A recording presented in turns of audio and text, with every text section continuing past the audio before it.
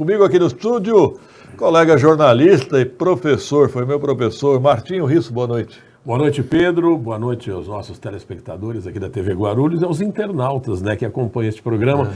E eu quero referendar aqui a Favos de Mel, porque eu sou cliente lá também. Eu também. Uma grande panificadora, viu? Isso aí. Martinho, você estava na prefeitura, saiu? Sim, saí. Eu me desliguei da prefeitura no dia 10 de março, né? Então, eu voltei para as minhas atividades privadas e tal, e me afastei do serviço público. Eu estive como secretário adjunto lá da Secretaria de Direitos Humanos. Tivemos várias atividades lá. Uma delas que eu me orgulho muito foi ter tornado lei o Plano Municipal de Direitos Humanos, né? Que isso estava em discussão desde 2019 e finalmente em 2022, já no final do ano, novembro, acho que foi mês de novembro, se tornou lei aprovada pela Câmara Municipal. E isso vai direcionar todas as políticas públicas relativas a direitos humanos em Guarulhos. Doravante. Você saiu do governo Guti na boa ou saíram com você? Não. Foi uma saída negociada e tal. Não, o Guti até gostaria que eu ficasse, para ser sincero, ele gostaria que ficasse. Mas eu realmente, numa outra posição, evidentemente, né? Mas eu preferi não. Né? Preferi voltar para as minhas atividades. Eu acho, sabe aquela história de prazo de validade? Eu acho que eu fiz o que poderia ter feito, né? Não é nem o que deveria, o que poderia ter feito. E então chega uma hora que cansa também o serviço público, né? Eu me cansei e voltei para as minhas atividades privadas. Você tem uma história na área de assistência social, acho que na época do De Carlos, né? Você já estava na assistência social? Sim, uma coisa curiosa, eu ingressei no serviço público municipal por concurso público em março de 1973. 73? 73, na segunda gestão do saudoso ex-prefeito Valdomiro Pompeu, né? Que foi um grande prefeito aqui na cidade, Sim, né? Sem dúvida. E nós desenvolvemos, na época eu era estudante universitário, era muito jovenzinho, nós desenvolvemos o plano educacional. Essas escolas todas que nós temos em Guarulhos, escolas estaduais, que são, cuja construção é em concreto aparente, são construções daquela época, né?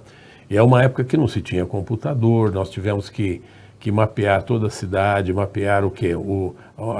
Todos os equipamentos de infraestrutura, a rede de água, a rede de esgoto, energia elétrica, telefonia, os equipamentos urbanos, né, praças públicas, o mobiliário urbano, e dividimos o município em bolsões, fizemos um estudo demográfico bastante intenso, e na época Guarulhos tinha o quê? Uns 250 mil habitantes, né? No censo de 1970, né? Veja que esse planejamento foi para 74, 75, 76. Guarulhos tinha 236.811 habitantes no recenseamento de 1970, né? Então nós fizemos uma projeção, um estudo demográfico bastante apurado, né? E o objetivo era fazer com que o aluno não precisasse atravessar as vias do sistema viário principal, ou seja, as grandes avenidas, que são perigosas para a travessia de crianças, e muito menos o acidente geográfico, os rios, riachos, né? E a ideia era que o aluno estudasse o mais próximo possível, próximo da própria casa em que ele residia. Esse foi um trabalho muito importante, foi classificado em primeiro lugar no estado, depois da capital, né? Um motivo de grande orgulho para nós, que eu e a minha equipe eram de estudantes universitários também, né? Na época era uma equipe muito jovem, né? Depois, quem fez um planejamento, depois desse planejamento escolar, só houve na administração do Eloy Pietá um novo planejamento, que foi feito pela ex-secretária e ex-vice-prefeita Eneide Lima, né? Ela fez, só que ela contratou uma empresa para fazer, os critérios foram técnicos também, não foram políticos, né? Foi um planejamento. Tanto é que o Eloy, na época, duplicou o número de escolas no município, na rede municipal. Verdade. Na rede municipal.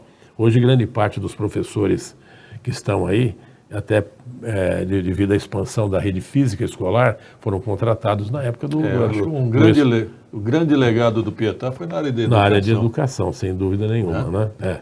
Ele colocou uniforme, melhorou a merenda, realmente foi um grande legado. Essa questão de uniforme, Pedro, talvez você se lembre na sua época de criança, Sim. quando nós estávamos lá no antigo curso primário hoje fundamental, Primário.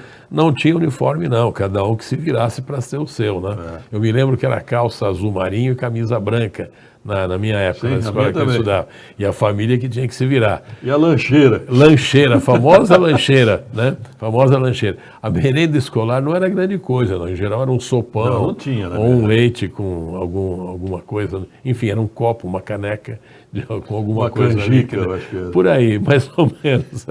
E não tinha também kit de material escolar, não. Os pais é que tinham que comprar. lógico. Para os alunos mais pobres, existia uma caixa escolar, né? Em que essa caixa escolar, então, a escola providenciava o material escolar para aqueles alunos cujos pais não tinham condições de adquirir. Mas o restante, mesmo com alguma dificuldade, tinha que ir na livraria, papelaria e comprar o material. Eu me lembro que a gente herdava os livros dos alunos mais antigos, lembra disso? Também. É que os materiais escolares, eles serviam para os anos seguintes. É, Hoje eles são descartáveis. Descartável. Porque bolaram os materiais em que o aluno escreve no próprio livro. Aí já não serve mais para o ano seguinte. Enfim. Agora, Martinho, eu me lembro que em 1988, você e o saudoso Jorge Sing lançaram a campanha que foi vitoriosa do Pascoal Tomeu a prefeito. Isso, exato. E como é que você vê o quadro hoje em Guarulhos? O quadro que eu vejo hoje em Guarulhos é um quadro assim que reflete muito a polarização nacional. Ainda, né? Digamos assim, você tem dois grupos. Um grupo ligado ao prefeito Guti, a sucessão, tem a máquina, né? Então nós deveremos ter um candidato apoiado pelo prefeito Guti. E seria a direita? Eu acho que estão tentando, né? Ter uma identificação com a direita, né? Boa. Eu até acho que estão tentando ter uma identificação com a direita. E de um outro lado, um candidato de esquerda. É o que nós vamos ter. Que é o do PT, né? Que é o do PT, possivelmente o Alencar Santana, provavelmente, né? Embora o ex-prefeito Eloy Pietá, embora a idade, ele ainda é muito respeitado aqui em Guarulhos. Tem o Brinquinho agora também. E nós temos o Brinquinho, que saiu agora há pouco daqui. Aliás, eu estava elogiando o Brinquinho, eu vi uma propaganda dele no seu programa. Ele se sai muito bem em comunicação. Brinquinho, tem uma parabéns. boa voz, né? Tem voz, tem gesticulação, leva jeito para a comunicação.